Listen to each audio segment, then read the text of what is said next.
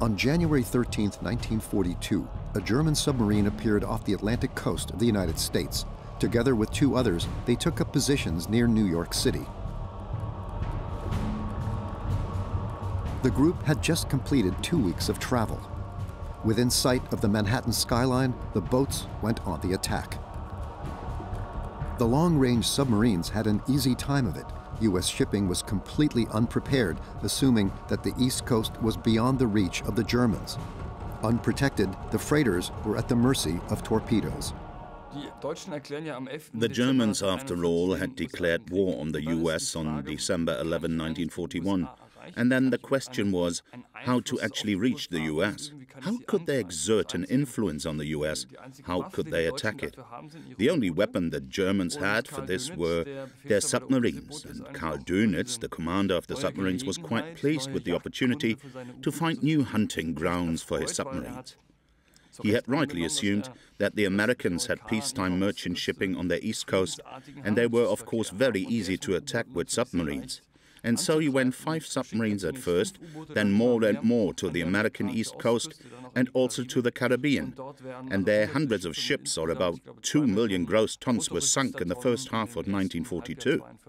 This was one of the very great successes of the German Navy. Some go so far as to say that this whole Operation Paukenschlag was a second Pearl Harbor. In einem Einsatzhafen unserer Unterseeboote. Die ersten Amerikafahrer kehren von erfolgreicher Feindfahrt zurück. Successes like these were most welcome to Nazi propaganda.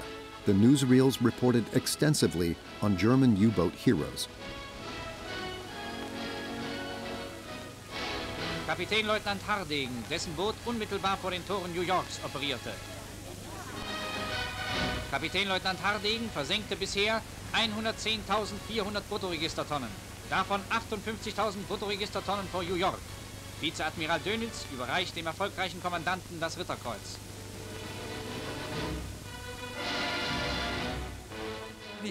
Of course, Nazi propaganda was always looking for images, for stories, for personalizations. We know all this from today's media technology, and in principle, it was no different with Nazi propaganda. What stories can we tell? An infantryman lying in a trench, firing somewhere. That's not a story I can tell. But if I can measure performance, then I can tell stories, then I can award medals. It's like sports. And that's the case with submariners. How much tonnage did they sink? I can measure military performance. That's why submariners are celebrated as heroes by propaganda. I can sell them well. They're young, they're dynamic, they're fighters. They go for it. So I can generate enthusiasm among the youth, unlike the grey mass of the army and the infantry. And the Navy also plays a much bigger role politically through propaganda than it actually plays militarily. Spielt sie eigentlich auch politisch eine viel größere Rolle, als sie militärisch eigentlich spielt. On the other side of the continent, America was suddenly threatened by danger from the deep. On February 23rd, a Japanese submarine appeared off the California coast and shelled a refinery near Santa Barbara. For the first time, the U.S. experienced an attack on its mainland. Japan's militaristic government was making propagandistic profit from the foolhardy attack. Ever since the Imperial Navy succeeded in striking a devastating blow against the most important U.S. naval base in the Pacific in December, the Japanese military had been prone to excessive hubris. But exaggerated claims were also being made in the United States.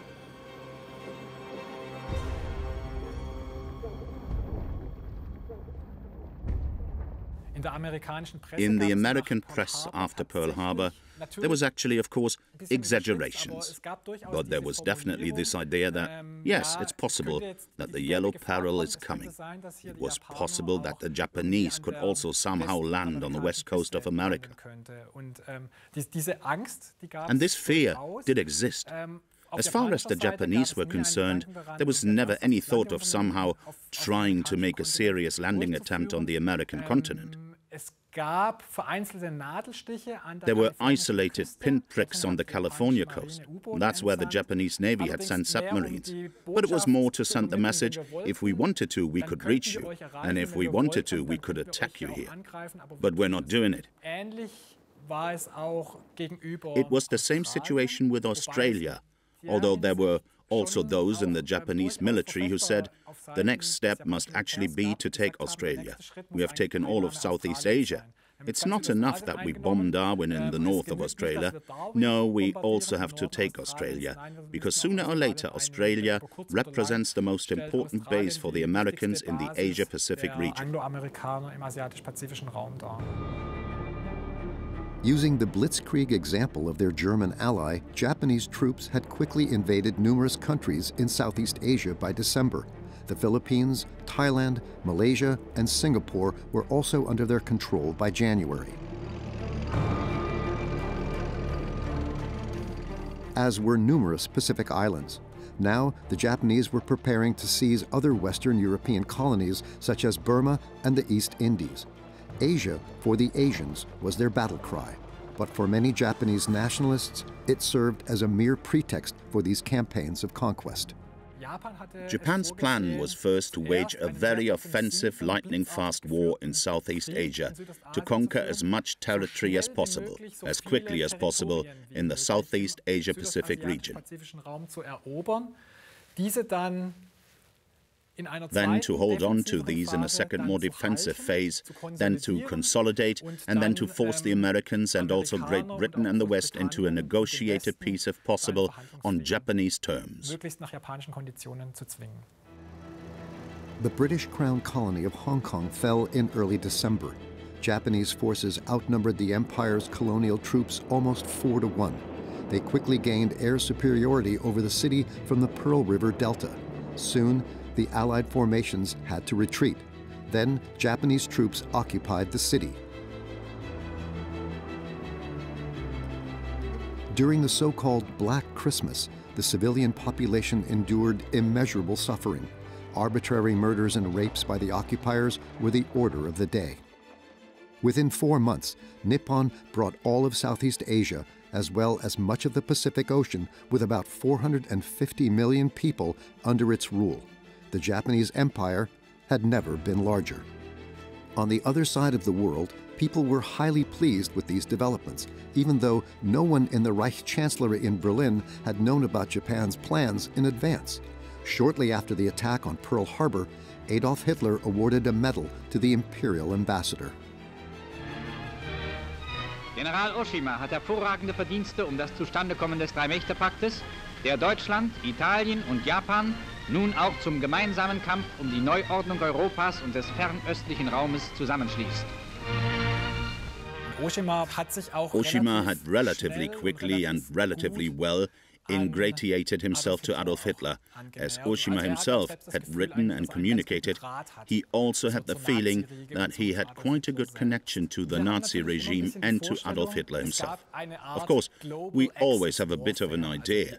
There was a kind of global Axis warfare. That is, the Axis powers together created a master plan on how to conquer the world and had coordinated it perfectly. It wasn't like that in reality. Even when we think of the invasion of Poland by the Wehrmacht, it is of course clear that the Japanese army looked very closely at what and how the Wehrmacht acted. From the Japanese side, this first Blitzkrieg, which was presented here by the Germans, was studied meticulously and examined very closely. The Japanese military attaché obtained corresponding reports there and also had them prepared and transmitted to Tokyo. And the Japanese term for Blitzkrieg, Dengekisen, was a literal translation. In order to defeat the enemy together, the U.S. was portrayed by the Axis powers in a grotesquely distorted manner as a politically unstable and bankrupt country.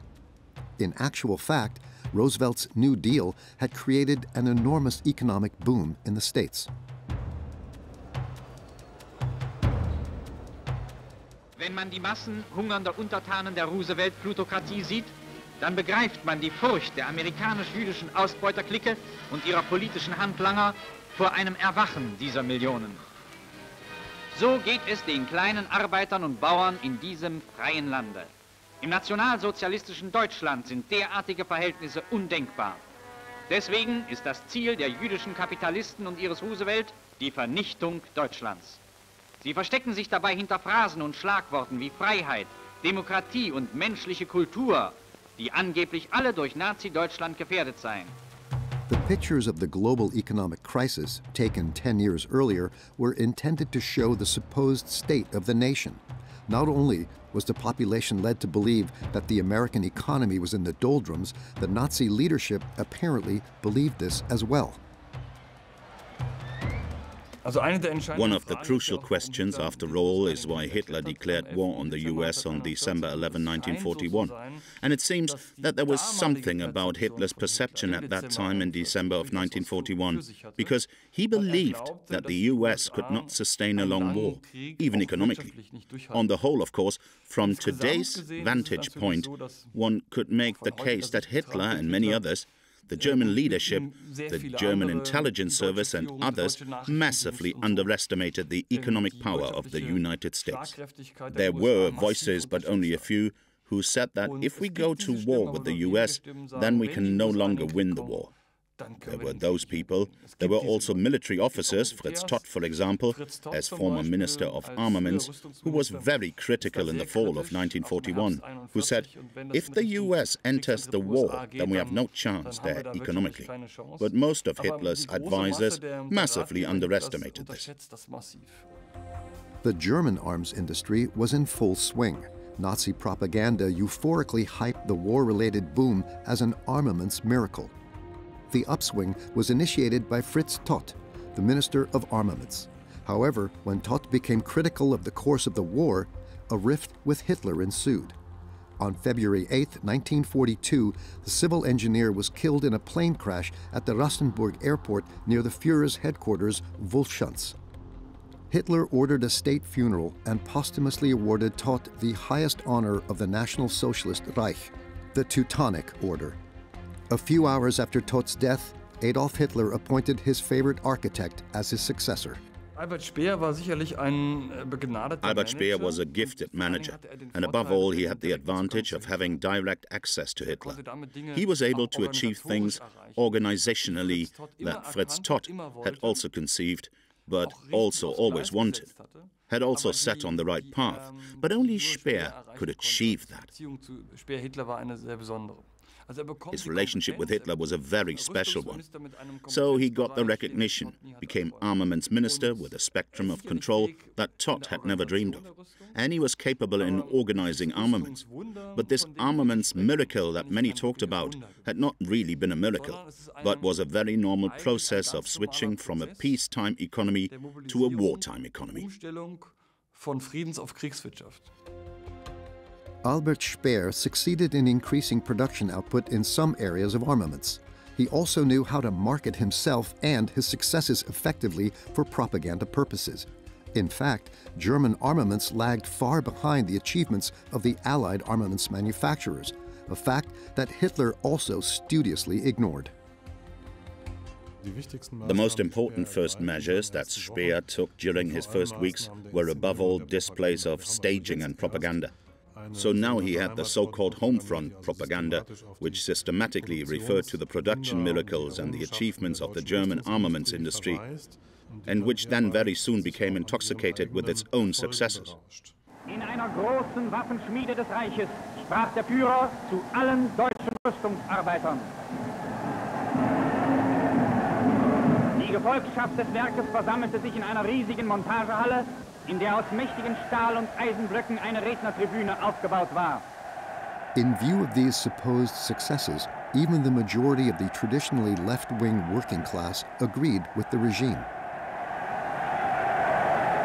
Lange Zeit hat man angenommen, for a long time, it was assumed that the workers' movement, especially in the cities where there was a high proportion of workers, actually had a particularly high level of resistance to the Nazis. Obviously, that's not what we think today anymore. The fact is that the Nazi dictatorship was a dictatorship of consent, a consensus dictatorship. There was certainly resistance, but that was clearly a smaller part of the the civilian population. And there was a high level of willingness, especially because many who had actually lived in economically difficult circumstances in the 1920s or at the beginning of the 1930s were subjectively better off and actually benefited from the racist system. And it was not just through rearmament and through the boosting of arms production, but also overall, at least for a segment of the population, there were better economic conditions, and thereby the approval also rose. As the war progressed, more and more workers, which Speer needed, were sent to the front. On Hitler's behalf, Fritz Sauckel planned the importation of millions of forced laborers to the Reich for use in the armaments industry and agriculture. First of all, volunteers were recruited. Za granica, or abroad, the Polish workers and agricultural laborers were promised land, or that's what German propaganda promised. There was no discussion of endless shifts in dangerous production factories in the armaments industry, but of work in Volkswagen factories, including rations and full pay packets. In truth, they were fed and paid less than German workers. If any of these so-called foreign or Eastern workers objected, they were threatened with imprisonment in a concentration camp.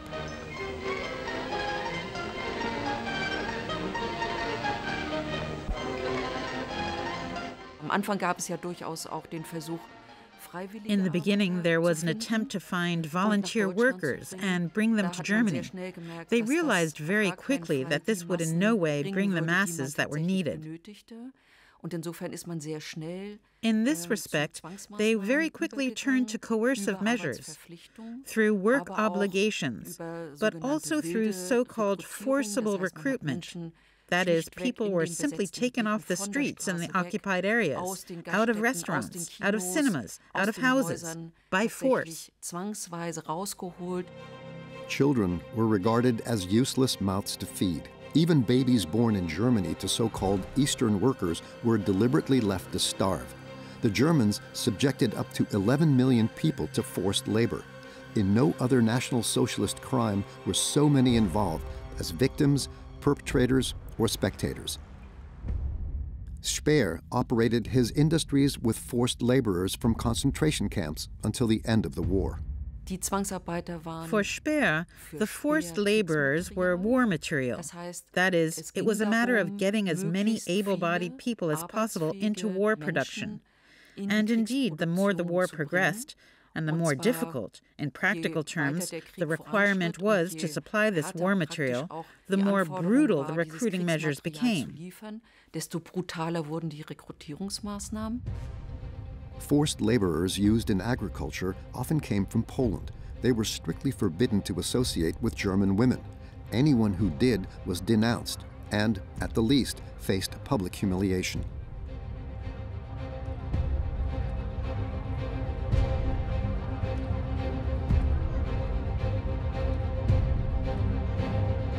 The whole thing was organized. It was not spontaneous anger that broke out, but these women were usually denounced. And if these women were convicted, it could lead to prison sentences, or mostly to concentration camp sentences. And these sentences were usually accompanied by public humiliation, which was clearly intended to really affect the social dignity of the women. For example, by cutting their hair off completely, putting a sign on them, taking pictures with them, leading them through the whole village. Sometimes there were also violent attacks, but it was all organized. For example, the BDM, the National Socialist Women's Society, was involved. It was not something that sprang spontaneously from the population. Until March of 1942, the Hanseatic city of Lübeck had been largely spared the direct effects of the war. Unlike the Reich capital Berlin, no Allied bombs had fallen there yet. The medieval alleys of the old town still stood untouched, despite the nearby submarine shipyard at Travemünde Harbor and its relatively good accessibility for the Royal Air Force flying units. Up until February 1942, they had been subjected to the so-called area bombing directive. The aim of the attacks were to break the morale of the German civilian population by any means, especially that of the industrial workers. The new commander-in-chief, Arthur Harris, was explicitly told that the targets were to be built-up areas and not, for example, shipyards or aircraft factories. On the starry moonlit night of March 29th, the British dropped their deadly load over Lübeck. After the area bombardment, Thomas Mann's birthplace was in flames. The exile had no knowledge of the new directive. Beim jüngsten britischen Raid über Hitlerland hat das alte Lübeck zu leiden gehabt. Das geht mich an. Es ist meine Vaterstadt.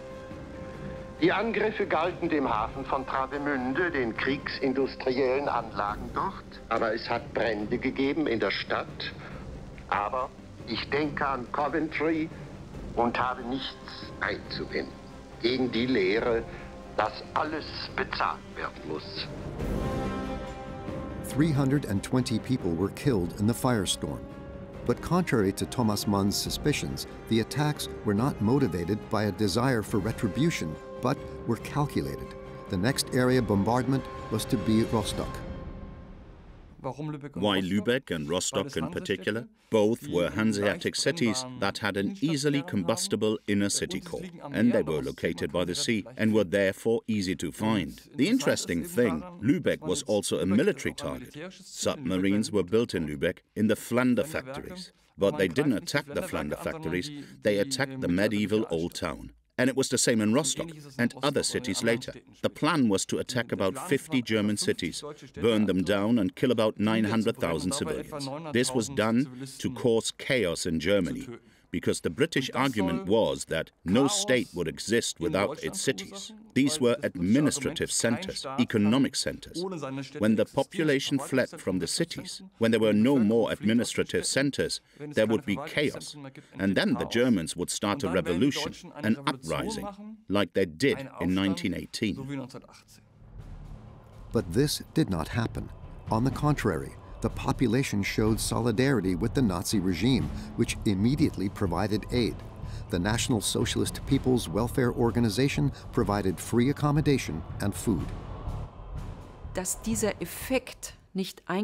fact that this effect did not occur, that the bombing didn't lower the morale of the civilian population so that it could possibly lead to an uprising, I think that was a great misjudgment on the part of the British Army. Because most of the German civilians accepted their situation, because they believed that it was their duty, it was their contribution, what they had to endure in this war. They compared themselves to soldiers who had to endure the same at the fronts. And this Volksgemeinschaft understood itself as a community at war, as a wartime society.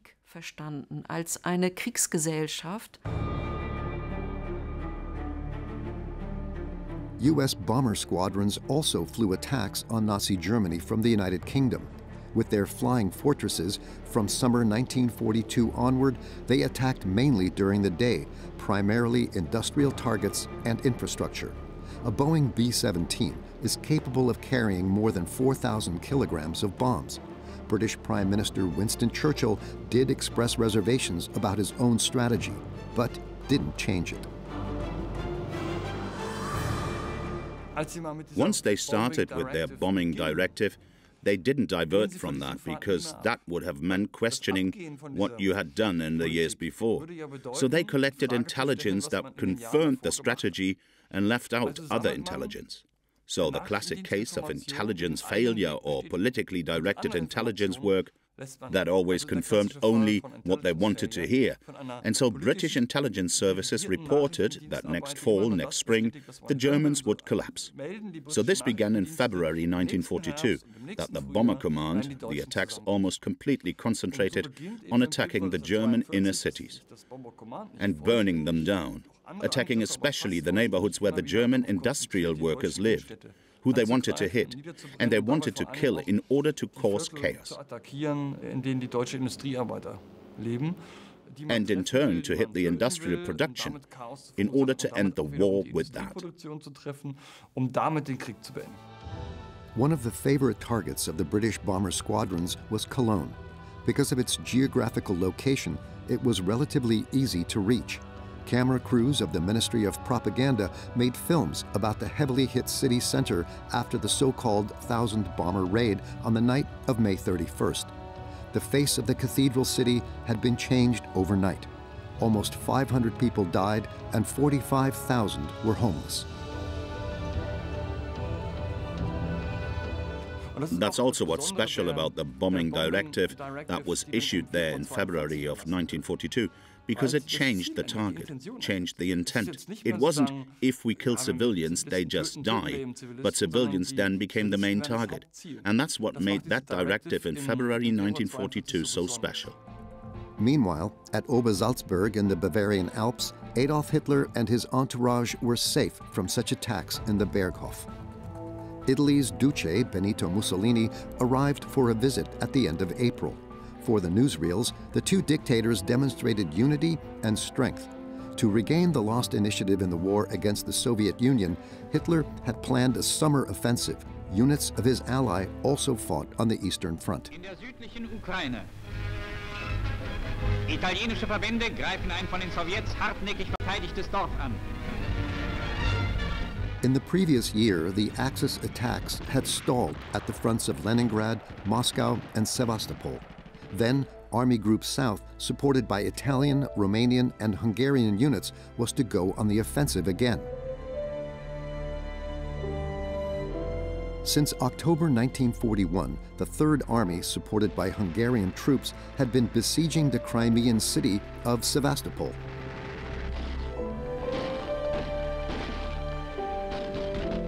Only at the end of June 1942, after heavy fighting, did the defeat of the Soviet defenders become apparent. The way to the south was free.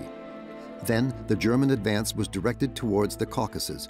From Kharkov, the troops were to advance in the direction of Baku. Hitler had long since decided to exploit the Soviet Union along colonial lines, as one memorandum put it. But the circumstances were unfavorable. The bloodied Wehrmacht could no longer operate with three army groups as it had the year before. It was only capable of advancing in a single direction. When the Germans began their summer offensive in 1942, the target was the Caucasus and the Soviet oil. And this goal made sense because 90% of Soviet oil was in the Caucasus. If they conquered that, they would have had access to it themselves, and most importantly, they would cut off the Soviets from it. There was relatively little oil in the Urals, so that would have been a real armament blow to the Soviet Union. In May, the Germans had repulsed the Soviet offensive near Kharkov and occupied the city. An officer documented the everyday life of the occupation in the eastern Ukrainian metropolis. The Germans then had an opportunity to systematically put their criminal plans into practice. Numerous inhabitants of the city had already been deported to Germany for forced labor. Then the deportations to the death camps began. Beginning in June of 1941, with the start of the war against the Soviet Union, they already had in advance the criminal orders, that is, those orders that were agreed on between the Reich government, the Nazi government, and the military leadership. So there was already a clear option. And corresponding orders were also issued, that this war would be a special war, a world war, a war of extermination, for which certain regulations of international law, which were supposed to limit the war and its dynamics of violence, were suspended. And there was a difference between the Wehrmacht advancing forward and an occupation regime in the various sub-areas, which is, after all, a military occupation in the beginning. And then later on it turned into a civil administration, through which also the persecution of political opponents, but also of the Jewish population, actually ran more administratively. The victory at Kharkov was one of the last successful encirclement battles fought by the Germans. the forces earmarked for the Soviet spring offensive were annihilated. Some 240,000 Soviet soldiers went into captivity and to a horrible fate. Hundreds of thousands of Red Army soldiers died in the Nazi camps. And you can say that these people were systematically killed by hunger. You can't say that that was a result of malnutrition or lack of supplies, but rather that those prisoners of war were deliberately and intentionally driven to their deaths. Numerous prisoners of war were in Auschwitz and were killed there. And the first experiments of using gas to kill people were made using Soviet prisoners of war. And word got around in the Red Army. That's why the number of defectors and prisoners of war decreased, because word got out about how Red Army soldiers were treated in Germany. That's when the chance of survival ended up being greater in Red Army units than in German camps. In the spring of 1942, Propaganda Minister Joseph Goebbels visited one such POW camp. The agitator knew how to use the desperate situation of the Soviet Union, invaded by the Germans, for his perfidious propaganda and portrayed the defeated as subhumans. He no longer had any great illusions about the course of the war. Goebbels was the most realistic of all of them. For him it was pretty clear that the matter was over, that they weren't going to win anymore, but that they had a great chance to implement their murderous program now, because they all had to participate. You could also say that from 1942 on, the regime had no interest in anything else than to implement this great program of extermination. To accomplish this, any means were acceptable. The main executors of the regime's extermination plans were Heinrich Himmler and Reinhard Heydrich. Since the beginning of the war, they had already murdered tens of thousands, mainly by shooting. That was when the mass crimes were systematized with German thoroughness. The civil servants appointed by the regime to administer the killing met in a villa on Wannsee in January to lay down the justification for it, the so-called Wannsee Protocol. It was recorded how many people one intended to kill, 11 million. The decision that European Jews should be completely and systematically murdered had been made at that time. And in this respect, it was the task of this institution, within the framework of its competence to act, to implement this. And this was practically the translation of this ideological political will into an administrative challenge. Also discussed was the question of the deportation of German and Western European Jews to the ghettos and to the camps in the East. All that was the subject of this conference. The so-called final solution of the Jewish question, as it was called in the jargon of the National Socialists, had become a concrete program. The plan for the genocide of the Jews stipulated how many people should be deported, in what period of time, and by what means they were to be killed. The Auschwitz concentration camp in occupied Poland was now expanded to become the largest Nazi death camp. SS Chief Himmler personally saw to the expansion of these camps. The killing factories were to relieve the overcrowded ghettos and camps where epidemics and starvation were rampant. The regime wanted to bring the killing of the undesirables back under its control.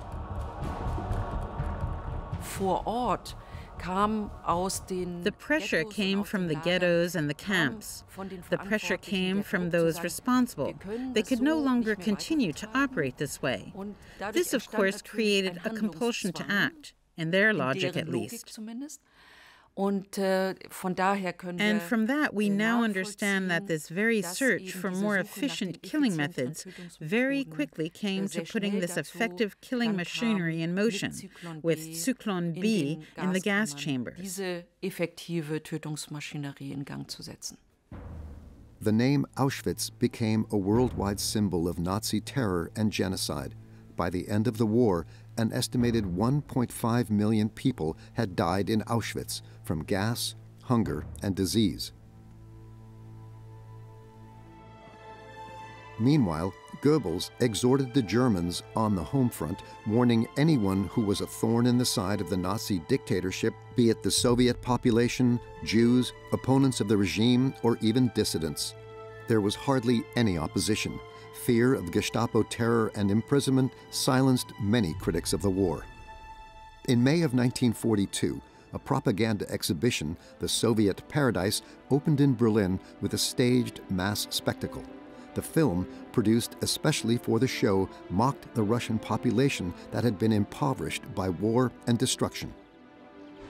Mit dem siegreichen Vormarsch unserer Truppen konnten Kriegsberichter tief beeindruckt vom Sowjetparadies, das ihnen nun in seinem hoffnungslosen und grauen Alltag offen lag, ausschnittartig aufnehmen, was sie während der Fahrtpausen sahen. Not everyone believed the grotesque phrases. Nevertheless, the propaganda of hate was having an effect.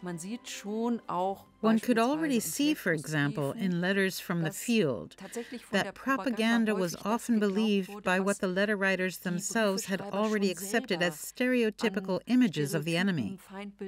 Then, very often, they also believed what the propaganda represented. As far as the Soviet Union was concerned, it must be said that many soldiers who participated in the war, especially during the invasion after June 1941, believed the stereotypes that existed in German propaganda, namely that they were subhumans, and that there was a high degree of willingness to reproduce these images.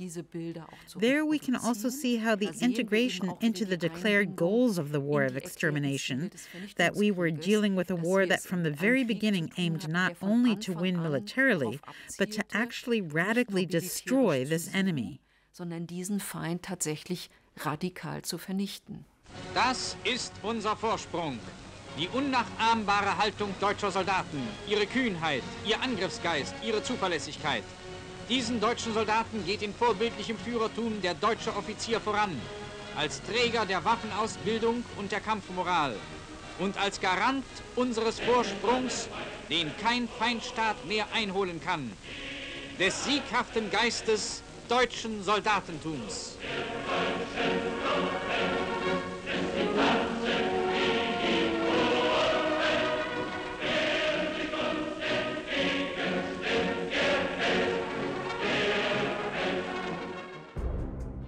Meanwhile, in the Pacific, the fortunes of war initially seemed to be on the side of the Japanese. The U.S. base in the Philippines was now the focus of the Japanese Empire. Since the turn of the century, the United States had had a naval base in the archipelago. There were numerous bomber squadrons stationed there, but technically obsolete. Some of the weapons technology also dated back to the First World War. The exiled Americans led a colonial-style life in the Philippines and did not seem to expect an attack until Japanese troops attacked Pearl Harbor in December 1941. One day after the raid, Japan attacked the Philippines.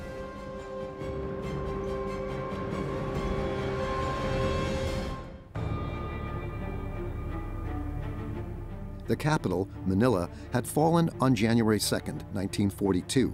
During the occupation, Japanese troops committed horrific atrocities against the civilian population in a city that was almost completely destroyed. The U.S. troops retreated to the Bataan Peninsula. In April, they surrendered. About 60,000 American soldiers became Japanese prisoners of war. The Japanese military committed a great number of war crimes during World War II, and one of the main victim groups were white Anglo-Americans, as were Australian soldiers, prisoners of war, who were considered inferior by the Japanese soldiers because of racial views. Aufgrund von rassistischen und rassischen Anschauungen als minderwertig betrachtet wurden. The prisoners had to march more than 100 kilometers in the blazing sun. Their destination was a railroad station from which they were transported to a prisoner of war camp.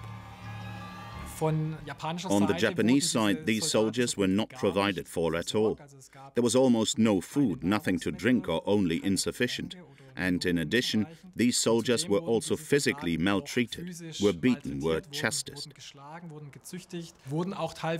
Some were also shot, or if someone lay down at the roadside because he could not march on, then he was simply beaten to death on the spot or shot. Von diesen Out of 60,000 soldiers, more than 10,000 certainly died in the Bataan death march. After all, these soldiers all ended up in Japanese captivity, continued to be mistreated in captivity for weeks, months, years. And of those soldiers embarked on the Bataan death march, only 15,000 returned home when the war ended. Nach dem Ende des Krieges nur noch 15.000 in die Heimat zurückgekehrt.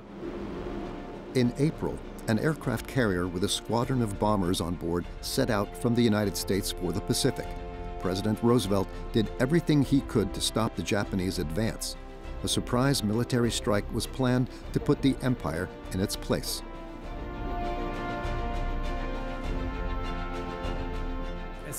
It happened in the spring of 1942, the so-called Doolittle raids.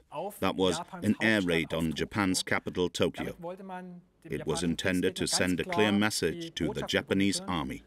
You are now in danger. We are now going on the offensive, and we are in a position not only to somehow attack a peripheral part of the Japanese empire, but we are in a position to strike at the heart of Japan, to go all the way to the seat of the Japanese emperor and bomb Tokyo. Mobilization against Japan was also taking place on the home front. Racism fomented by the propaganda broke through unchecked. Since Pearl Harbor, all U.S. citizens of Japanese ancestry were considered a security risk.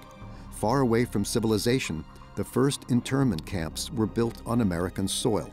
They consisted of barren barracks and were guarded by U.S. soldiers.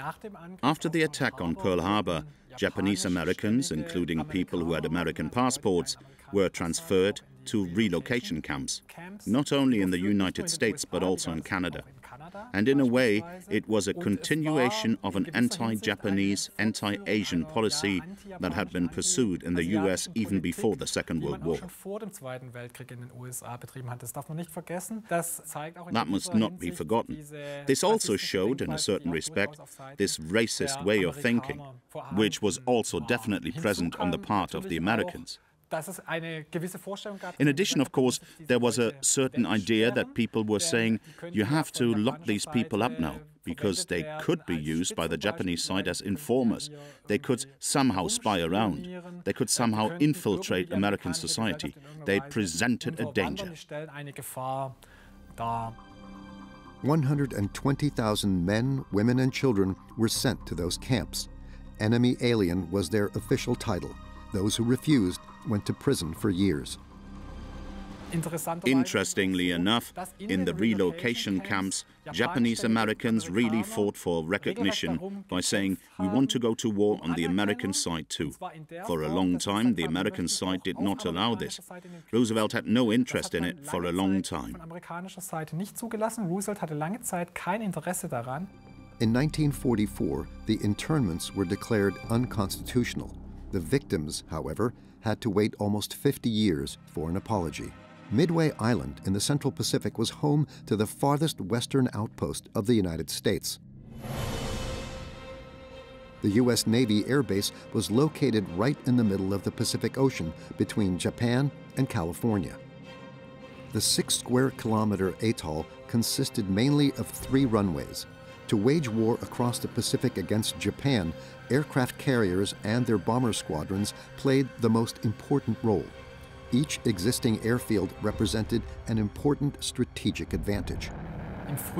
In the spring of 1942, American forces were increasingly trying to go on the offensive in the Asia-Pacific region, to now take the initiative, to take the scepter, so to say, militarily out of Japan's hands. And the Japanese, on the other hand, were toying with the idea of not only further consolidating the conquered territories there, but possibly making up for the missed landing in Hawaii after all.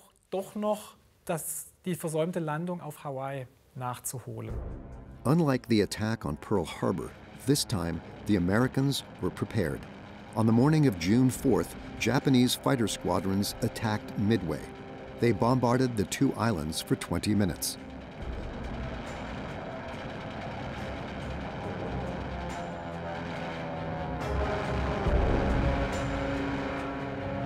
But the Americans were expecting the Japanese fleet. They had cracked the Japanese radio codes. and thus identified the target of the attack in advance. The commanders had assembled as many aircraft carriers as possible at Midway.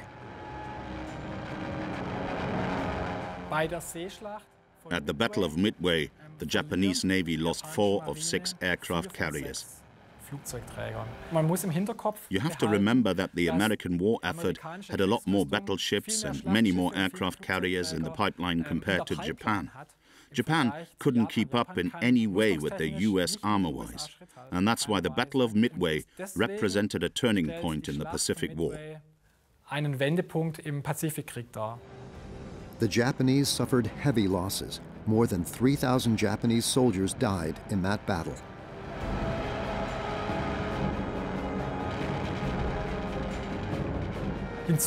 There was also the aspect of not only aircraft carriers being lost in the Battle of Midway, perhaps more importantly for the Japanese Empire, the very well-trained Japanese pilots who had war experience, who had also been on the attack on Pearl Harbor. Many of those pilots were killed there. The Battle of Midway was a successful payback for Pearl Harbor. The Japanese advance had been halted. Nevertheless, it was clear that the soldiers still had a long, blood-soaked road ahead of them to Tokyo. At that point, however, no one suspected the final extent to which the slaughter would go. The dying in the Pacific would continue for 3 more years and cost the lives of tens of thousands of GIs.